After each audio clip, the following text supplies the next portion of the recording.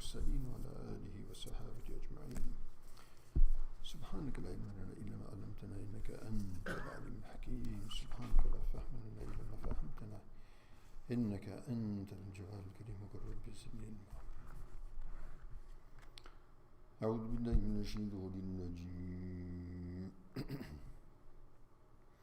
ومكروا ومكر الله والله خير الماكرين. إذ قال الله يا عيسى إني متوفيك ورافعك إلي ومطهرك من الذين كفروا وجاعل الذين اتبعوك فوق الذين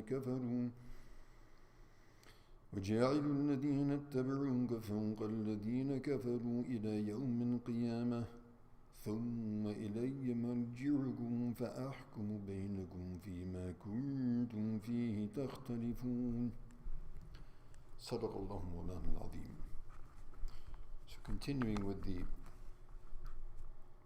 narrative of Sayyidina Isa alayhi salam, and here Allah subhanahu wa ta'ala, as we began to mention the 5 promises which Allah subhanahu wa ta'ala has given Sayyidina Isa alayhi salam in these verses. After mentioning وَمَكَرُوا وَمَكَرَ اللَّهِ, they plotted, they planned, they had a scheme, and Allah subhanahu wa ta'ala had His master plan, and the Creator has a master plan, and His master plan will succeed, and all of the plans will come to failure. وَاللَّهُ خَيْرُ الْمَاكِرِينَ. Allah subhanahu wa ta'ala is the best of planners. And remember, make a remembrance. إِذْ قَالَ اللَّهُ يَا عِيسَى إِنِّي مُتَوَفِّيكَ, that when Allah subhanahu wa ta'ala said to, "Oh Isa, I am going to mutawafika, I'm going to take you, I'm going to lift you, and I'm going to ultimately take your life in total, but not at this particular point in time." So ultimately the death of Isa alayhi salam, being immortal, his mortal death will take place, but not at this particular time. At this particular time, وَرَافِعُكَ إِلَيَّ, at this particular time I'm going to lift you, body and soul. I'm going to lift you up, and later your death will take place, a natural death, after a period of time, which we'll talk about a little bit later, inshallah. وَمُطَهِّرُكَ مِنَ الَّذِينَ كَفَرُوا, and will cleanse you and purify you and save you from the machinations of the people who disbelieved. So, number one, saving him from the plot and the plan of the Jews in collaboration with the Romans and the Byzantines, in the plot to kill Sayyidina Isa, which that plot was brought to naught. And also on the tongue of Sahib al-Sharia Sayyidina Muhammad sallallahu alayhi wa sallam, all those misconceptions and wrong beliefs that were attributed to Sayyidina Isa alayhi salam, the Trinity, that he was God or the Son of God, etc.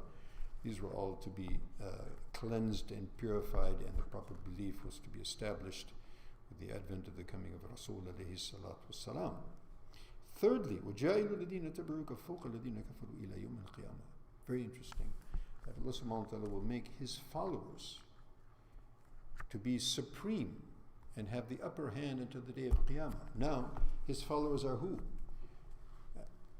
The early Christians were His followers, and we the Muslims are His followers also after, because we are the ones who actually follow Him, and the Christians have actually left following His creed and left the proper belief and following Him in His injunctions. In fact, even the Sharia that He was following, they have left behind. So following Him, following Rasul alayhi salatu wasalam, it means following Him and all of the prophets. We follow Rasul alayhi salatu wasalam, which is a following, in a sense, all of the prophets. So that is obviously up to this very day and until the day of Qiyamah, as Allah subhanahu wa ta'ala has promised. وَجَائِلُ الَّذِينَ تَبْعُوكَ فَوْقَ الَّذِينَ كَفَرُوا إِلَى يَوْمِ الْقِيَامَةِ, up to the day of judgment. ثُمَّ إِلَيَّ, and then fifthly, ثُمَّ إِلَيَّ مَرْجِعُكُمْ فَأَحْكُمْ بَيْنَكُمْ فِيمَا كُنْتُمْ فِيهِ تَخْتَلِفُونَ, and ultimately back to me is the return of all of you, and I will judge justly regarding those things which you had been differing in that you had debate and dispute therein. Having mentioned this, there are several other delicate points that we need to elucidate, and inshallah we'll take care of that, or we'll look into that tomorrow, perhaps tomorrow and the next day, inshallah.